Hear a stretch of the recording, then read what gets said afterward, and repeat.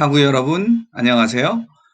오늘은요, 우리가 비정규직 근로자에 대해서 우리 기독교가 어떻게 이해하면 좋을 것인가에 대해서 같이 생각해 보도록 하겠습니다. 비정규직 근로자가 과연 무엇인가에 대해서 먼저 좀 생각을 하고요. 그리고 역사, 규모, 실태, 이것까지 첫 번째 동영상에서 우리가 살펴보도록 하겠고요.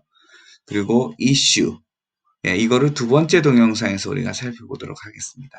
그리고 일의 여러 차원들, 그리고 성경은 어떻게 비정규직 근로자들에 대해서 이해하는지를 우리가 같이 생각해 보도록 하겠습니다. 자, 비정규직 근로자들, 과연 그 역사, 규모, 실태, 이슈 이런 것들을 우리가 살펴볼 텐데요. 자, 비정규직 근로자 하면은 어떤 사람을 비정규직 근로자라고 얘기할 수 있는지, 그것에 대해서 생각을 해보도록 하겠습니다. 자, 비정규직 근로자라고 하는 것은, 내지는 비정규직이라고 하는 것은 정규직이 아닌 고용 형태를 말하는 것입니다. 즉, 정규직의 일종의 반대말이라고 얘기할 수 있습니다.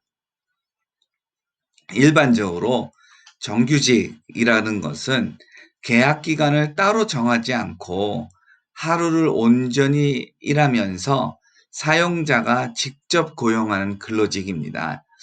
첫 번째, 계약직을 따로 정하지 않는다라고 하는 말은 오늘 아니면 1년 전 아니면 5년 전, 10년 전에 이제 그 회사에서 근무를 하게 됐으면 언제 그만둘지라고 하는 것은 따로 정해져 있지 않은 거예요.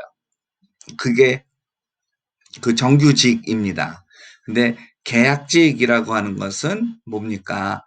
그, 몇 년 몇 월부터 몇 년 몇 월까지 일을 한다. 그게 계약직이잖아요. 그리고 단시간직은 뭡니까? 몇 시간 동안 아니면 뭐 단기간 해가지고 뭐 일주일, 한 달, 뭐 이런 거를 되는 거고요. 그리고 파견직이라고 하는 것은, A 회사 직원으로서 A 회사를 위해서 일하는 것이 아니라 B 회사 직원인데 A 회사에서 일하는 것. 그게 바로 파견직이라고 얘기할 수 있죠. 자, 이러한 직종들을 다 비정규직이라고 얘기할 수 있겠습니다. 자, 왜 이러한 그 비정규직이 있을 거냐 하면은 원래적 목적은 이겁니다. 특정 필요를 충족시키기 위해서 일시적이고 조건부적인 고용 계약을 하는 겁니다. 그러니까 예를 들어서 A라고 하는 회사가 있는데 이 회사가 필요한 내지는 목적으로 하는 영리 활동을 하기 위해 가지고 50명이면 충분한 겁니다. 그런데 아주 그 매출이 높을 때는 50명 가지고는 부족한 거예요. 그래서 한 55명 정도가 있어야 아니면 60명 정도가 있어야 매출이 좋을 때 그 생산 활동을 그때 막 할 수가 있는 거예요. 근데 1년 내내 그러한 숫자가 필요하지는 않습니다. 자, 그럴 때에 단기적이고 임시적으로 인력이 더 필요할 때, 그때 필요한, 그 노동자를 고용하기 위한 거죠. 그래가지고 일시적이고 조건부적인 겁니다. 미국의 노동통계위원회 같은 경우에는 뭐라고 또 얘기를 하냐면, 명시적이고 묵시적으로 장기간의 고용 형태를 갖고 있지 않은 노동자를 비정규직 노동자 이렇게 얘기를 합니다. 자, 그 비정규직 노동자도요. 또 구분을 해볼 수가 있을 것 같아요. 한 달 미만의 고용 형태에 있는 사람을 일용직, 그리고 1년 이하의 그 고용 형태에 있는 사람을 임시직, 이렇게 얘기할 수가 있습니다. 근데 문제는 이 일용직 그리고 임시직 이것이 상시화되어 가고 있고 과거에는 정규직이었던 일자리들이 이 그 임시직 내지는 비정규직의 일자리로 바뀌고 있는 것 이것이 바로 문제인 거죠. 물론 고용주의 입장에서는 그 뭐라 그럴까요? 그 고정 비용을 가급적 줄이기 위해서 정말로 필수적인 인원이 아니면 좀 비정규직으로 뽑고자 하는 것. 그러니까 회사의 존립을 위해서 이렇게 하는 것도 뭐 이해가 없지 않아 되는 것이기도 하지만 그런데 그동안에는 이전에는 정규직이었던 것이 또 비정규직으로 되고 내지는 신입사원을 비정규직으로 뽑는 것. 이것들이 이제 우리 사회적으로 문제가 되고 있는 것. 예, 이건 역시도 우리가 간과할 수가 없을 것 같아요. 자, 그러면 그 역사, 규모, 실태가 어떻게 될까요? 생산과 노동력, 이것이 연동돼야 되는데, 이거는 근데 쉽게 변하지는 않아요. 근데 소비는요, 아주 쉽게 변합니다. 생산과 노동력은 연동이 되어 있는데 쉽게 변하지가 않고요. 근데 소비는 쉽게 변합니다. 예.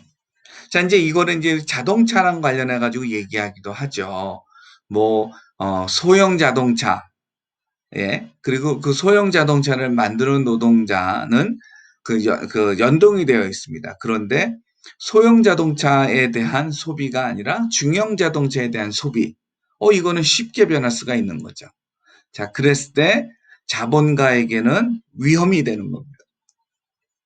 자, 이 위험을 어떻게 회피하고 싶나요? 여러 가지 노력이 있겠죠? 근데 그거 중에 하나가 뭐냐 하면 노동력의 유연성을 높임을 통해 가지고 회피를 가능한 거죠. 자, 여기까지 괜찮습니다. 그쵸? 충분히 이해가 되는 겁니다. 다만 노동력의 유연성에서 노동자가 저임금 노동자가 되는 것. 예. 이것이 바로 이제 좀 문제인 거죠. 예. 그러니까 자본가적 관점에서 보았을 때 충분히 이해가 되고 또 이런 것들이 긍정적인 것도 있지만 그런데 노동자의 관점에서 보았을 때에는 예, 노동자의 생활 안정에 또 그 위협이 되고 있는 것, 그건 역시도 사실이다라고 얘기할 수 있을 것 같아요. 자, 역사적으로 본다면 사실 이 평생 직장이라고 하는 개념이 우리나라에 있었습니다. 그 IMF의 사태가 일어나기 전까지 우리나라 그 금융 위기가 터지기 전까지는 우리나라에서 뭐 관공서나 민간 기업이나 한 번 입사하면 은퇴할 때까지 쭉 다닌다라고 하는 그 개념이 있었습니다. 그걸 평생 직장이라고 하는 개념이고요. 일본과 함께 우리나라에도 있었던 개념입니다. 근데 이 개념은 1996년까지 예, 있었던 개념이고요. IMF를 통해 가지고 금융위기를 맞이하면서 회사의 구조들이 많이 바뀌게 되죠. 그러면서 평생 직장의 개념도 예, 그 바뀌게 되었습니다. 문민정부 시절에 근로기준법이 개정이 되었고요. 그러면서 일반 해고 요건이 좀 완화가 되었습니다. 그리고 국민의 정부 시절에 또 근로기준법이 또 개정이 되었고요. 그러면서 파견 근로자에 관련된 법이 제정이 되었고요. 이러면서 이제 회사에서 정리해고를 할 수 있는 그 제도가 생겼고요. 그리고 파견 근로자를 도입할 수가 있게 되었습니다. 그런 다음에 참여정부 시절에 예, 참여정부가 이제 노무현 정부죠. 이 시절에 기간제 내지는 단시간 근무 근로자 보호 등에 관련된 법이 제정이 되면서 또 이 파견 근로자에 관련된 내용도 있었고요. 그러면서 이때는 이제 그 기간제 근로자가 2년 이상 일하면 사용주가 정규직으로 그 전환해야 된다. 예, 그러니까는 그, 그 비정규직의 그 폐해가 심해지다 보니까 비정규직이 확산되는 걸 좀 막는 어떤 그러한 그 법의 보완 제도도 좀 생겨나게 됐고요.